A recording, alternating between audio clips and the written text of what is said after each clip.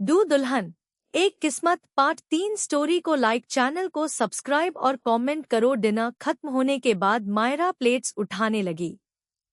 आध्या ने तुरंत उसका हाथ रोक दिया। आध्या, रहने दो। मायरा, लेकिन सबने खाना खा लिया है।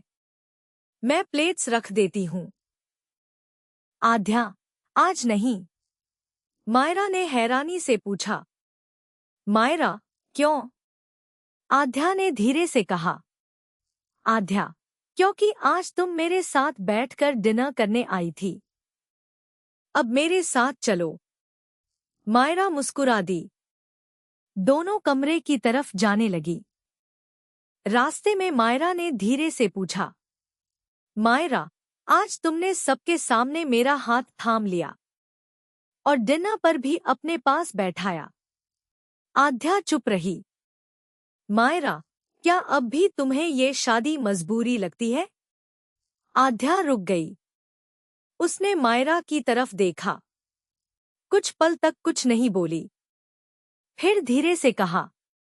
आध्या, शादी शायद अभी भी समझ नहीं आई।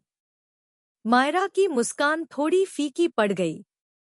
लेकिन आध्या ने आगे कहा।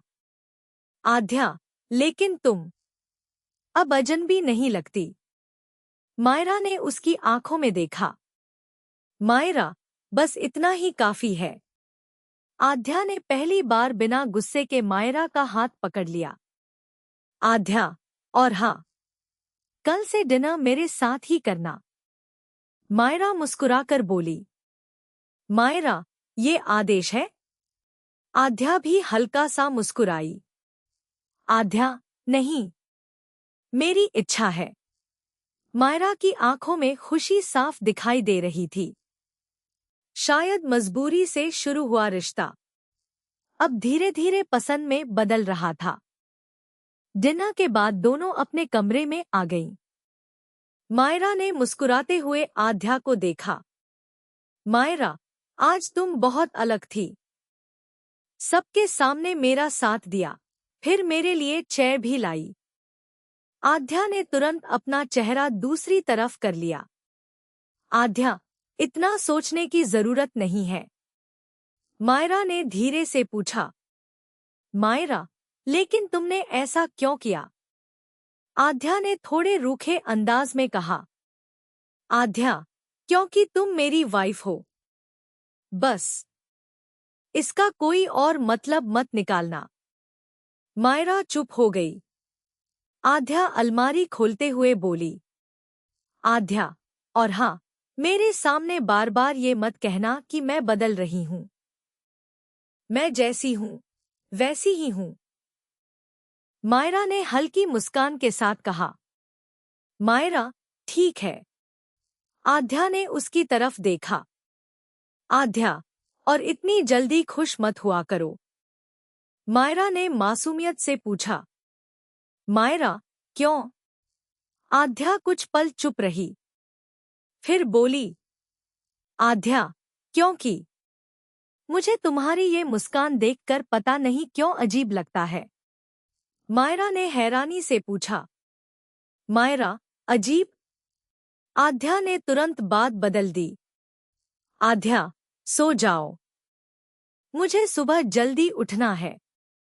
मायरा मुस्कुराकर बोली। Myra, good night. आध्या। आध्या ने कोई जवाब नहीं दिया।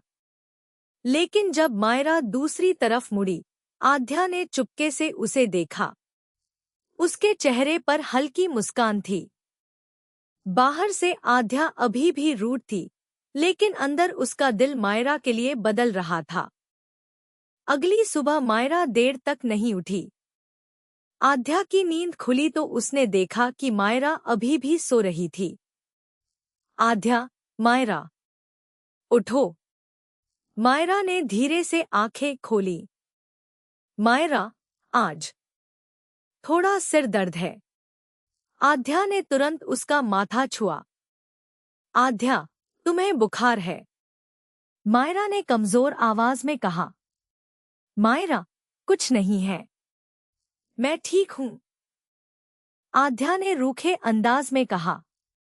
आध्या, चुप रहो। खुद को डॉक्टर समझना बंद करो।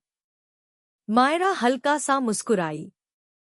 मायरा, तुम मेरी इतनी चिंता क्यों कर रही हो? आध्या ने तुरंत हाथ पीछे कर लिया। आध्या, मैं चिंता नहीं कर रही। बस घर में किसी की तबीयत खराब हो तो परेशानी होती है। मायरा ने आंखें बंद कर ली। कुछ देर बाद आध्या पानी और दवा लेकर आई। आध्या, ये लो। मायरा ने दवा लेते हुए पूछा।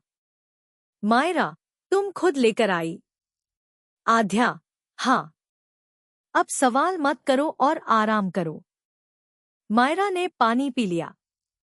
आध्या ने पर्दे बंद किए और कमरे को शांत कर दिया। अगली सुबह मायरा की आंख खुली तो आध्या कमरे में नहीं थी। मायरा धीरे धीरे उठकर बाहर आई। किचन से कुछ आवाजें आ रही थी। वहां आध्या एप्रन पहने खाना बनाने की कोशिश कर रही थी।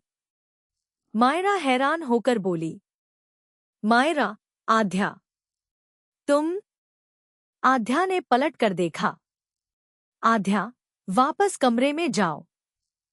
तुम्हें आराम करना चाहिए। मायरा मुस्कुराई।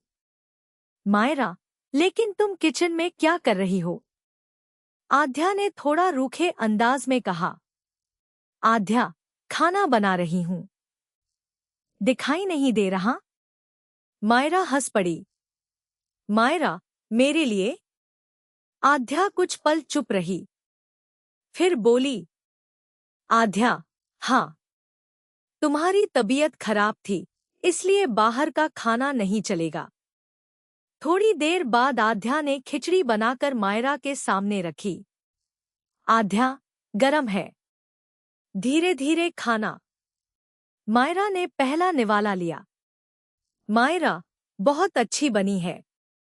आध्या ने तुरंत कहा। आध्या, झूठ मत बोलो। मायरा, सच में अच्छी है।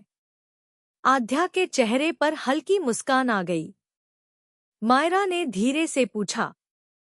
मायरा, कल तक तुम कह रही थी कि ये शादी सिर्फ मजबूरी है, और आज मेरे लिए खाना बना रही हो। आध्या ने उसकी तरफ देखा। आध्या, मैंने ये नहीं कहा कि मुझे तुम्हारी परवाह नहीं है। मायरा मुस्कुराई। मायरा, तो फिर परवाह है? आध्या कुछ पल चुप रही। फिर धीरे से बोली। आध्या, हाँ। है? मायरा की आंखों में खुशी आ गई। आध्या ने तुरंत नजरें फेर ली। आध्या, अब ज्यादा मत मुस्कुराओ और खाना खत्म करो। मायरा हंसते हुए खाना खाने लगी। एक रूड लड़की ने पहली बार अपने हाथों से अपनी पत्नी के लिए खाना बनाया था, और शायद यही उसके बदलते दिल की पहली निशानी थी। शाम को मायरा और आध्या कमरे में बैठी थी। मायरा अचानक अपनी पुरानी फोटो एल्बम लेकर आई। आध्या ने एल्बम देखते हुए पूछा। आध्या, ये क्या है? मायरा हल्की मुस्कान के साथ बोली। मायरा, मेरे बचपन की तस्वीरें। आध्या ने एल्बम खोली। एक छोटी सी मायरा की तस्वीर देखकर वह मुस्कुराई। आध्या, तुम बचपन में भी इतनी शांत थी? मायरा हंस पड़ी। मायरा, नहीं, मैं बहुत शरारती थी। फिर अचानक मायरा की मुस्कान फीकी पड़ गई। उसने एक तस्वीर पर उंगली रखी।